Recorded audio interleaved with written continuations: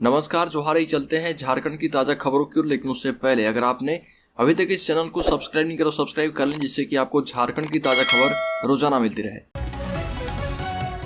पहली बड़ी खबर, झारखंड बिहार के बीच पेंशन दायित्व का विवाद एक बार फिर से गर्मा गया है। नई दिल्ली में केंद्रीय गृह सचिव अजय भल्ला के साथ हुई बैठक में झारखंड बिहार के मुख्य सचिव, वित्त सचिव, सीएजी के प्रतिनिधि और महालेखाकार शामिल हुए। इसमें झारखंड ने पेंशन की रकम में गड़बड़ी की बात उठाई और कहा कि हमने दायित्व से 1147 करोड़ रुपए अधिक भुगतान किए हैं, फिर भी बिहार ज्यादा पैसा मांग रहा। झारखंड की ओर से यह कहा गया है कि 20 वर्षों में झारखंड बिहार के पेंशन धारकों के भुगतान की जांच की गई तो पता चला कि झारखंड के 3/4 पेंशनर गायब हो गए हैं।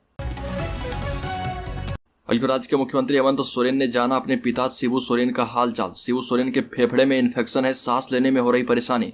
मेदांता में भर्ती किए गए झारखंड मुक्ति मोर्चा सुप्रीमो शिबू सोरेन की तबीयत अचानक बिगड़ गई है। तत्काल उन्हें राज्य के मेदांता अस्पताल में भर्ती कराया गया है। उन्हें सांस लेने में तकलीफ, फेफड़े में इन्फेक्शन और किडनी में शिकायत के बाद अस्पताल में भर्ती कराया गया है। उनका इलाज किडनी रोग विशेषज्ञ डॉक्टर अमित की देखरेख में चल रहा।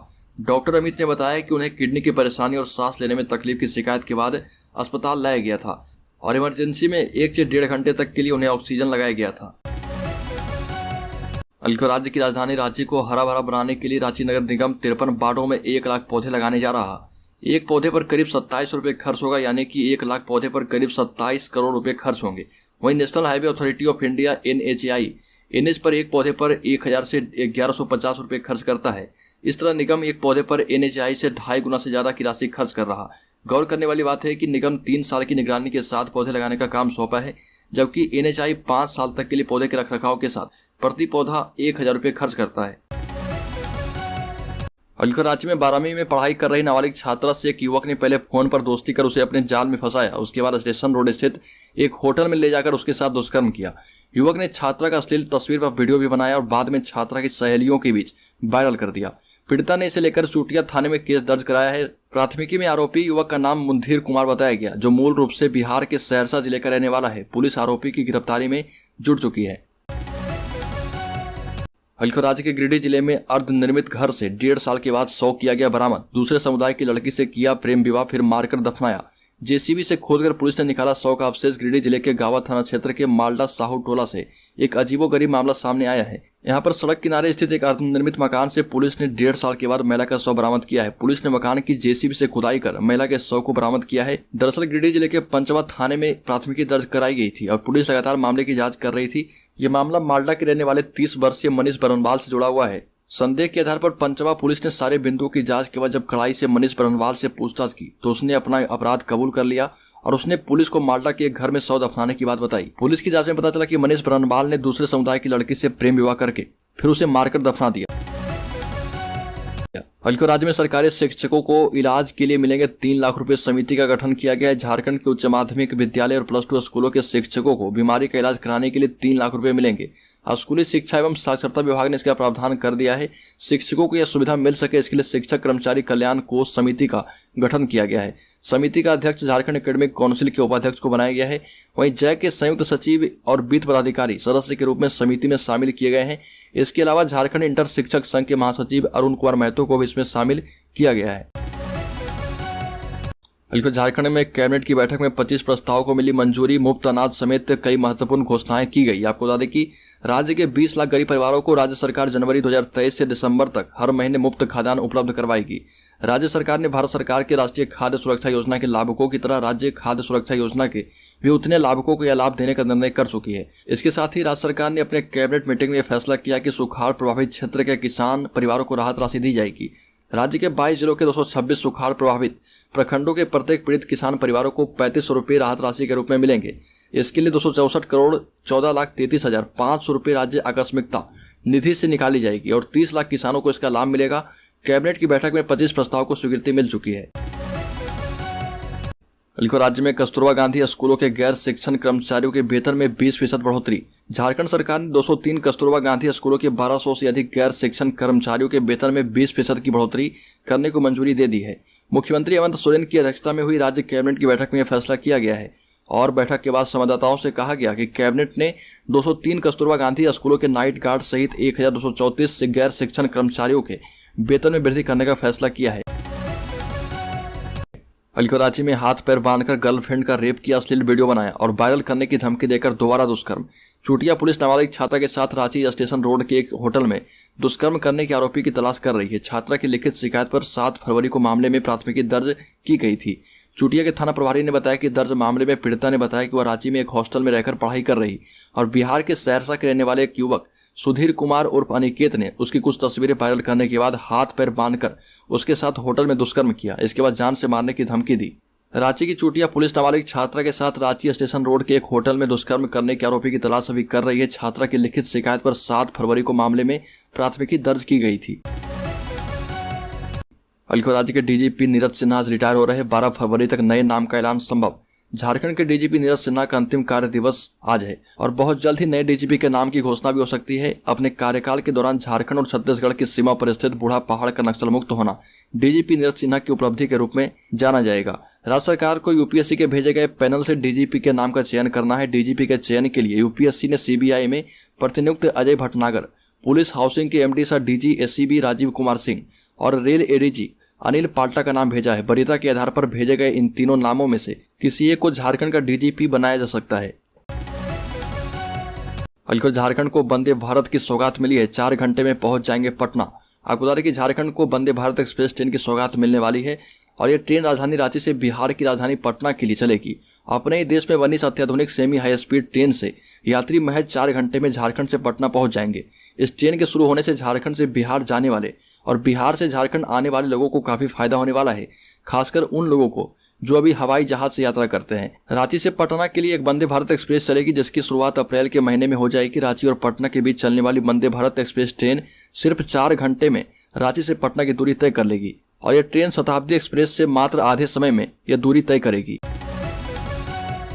झारखंड में टीजीटी पीजीटी के तहत पूर्वी सिंहभूम के उत्कृष्ट विद्यालय में निकली 157 शिक्षकों की भर्ती। झारखंड शिक्षक भर्ती के मौके का इंतजार कर रहे उम्मीदवारों के लिए खुशखबरी है। झारखंड सरकार के स्कूली शिक्षा एवं साक्षरता विभाग के अंतर्गत पूर्वी सिंहभूम जिले के उत्कृष्ट विद्यालय एवं प्रखंड स्तरीय आदर्श विद्यालय में अल्पकालीन संविदा आधारित स्नातक शिक्षक एवं स्नातकोत्तर प्रशिक्षित शिक्षकों की भर्ती के लिए विज्ञापन जारी कर दिया गया है। पूर्वी सिंहभूम जमशेदपुर जिला प्रशासन की आधिकारिक वेबसाइट jamshedpur.nic.in पर जारी विज्ञापन के मुताबिक विभिन्न विषयों के लिए 59 पोस्ट ग्रेजुएट टीचर यानी पीजीटी और 98 ट्रेंड ग्रेजुएट टीचर टीजीटी समेत कुल 157 शिक्षकों की संविदा के आधार पर भर्ती की जानी है। राज्य में खड़गे के दौरे से पहले झारखंड कांग्रेस में जुबानी जंग शुरू। कुछ नेताओं में दिख रही नाराजगी। मल्लिकार्जुन खड़गे के दौरे से पहले जुबानी जंग कांग्रेस में शुरू हो चुकी है। कांग्रेस से निलंबित विधायकों ने पार्टी के नेताओं पर गंभीर आरोप लगाए। आरोप है कि पार्टी को तोड़ने की कोशिश की जा रही है। कांग्रेस के निलंबित विधायक राजेश कश्यप ने पार्टी नेताओं को नसीहत देते हुए कहा कि आज के समय में कांग्रेस को एकजुट होने की आवश्यकता है, न कि अपने क्षुब्ध स्वार्थ के लिए कार्यकर्ताओं को बांटने की। अपने निजी स्वार्थ के लिए पार्टी की विचारधारा से पार्टी के कार्यकर्ताओं को 2 भाग में बांटने की कुछ लोगों ने साजिश रची है। वहीं कांग्रेस के निलंबित विधायक नमल बिक्सल कोंगाड़ी ने कहा कि अभी तक राष्ट्रीय अध्यक्ष के कार्यक्रम को लेकर हमें कोई अधिकृत जानकारी नहीं दी गई। पार्टी से मैं निलंबित हूं, लेकिन पार्टी का वफादार हूं।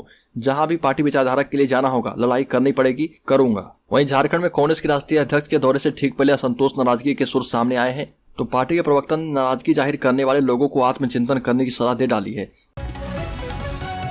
राज्य में भारतीय जनता पार्टी ने झारखंड प्रदेश अध्यक्ष एवं सांसद दीपक प्रकाश ने झारखंड विधानसभा अध्यक्ष के उस बयान पर तीखी प्रतिक्रिया दी जिसमें उन्होंने भाजपा को नेता प्रतिपक्ष चुनने की सलाह दी है। श्री प्रकाश ने कहा कि विधानसभा अध्यक्ष आसन की गरिमा धूमिल कर रहे। उनके बयान से यह संवैधानिक मर्यादाएं तार तार हुई है। यह भी कहा कि ऐसा लगता है कि जैसे विधानसभा अध्यक्ष किसी दल विशेष के आधिकारिक प्रवक्ता बन गए हैं।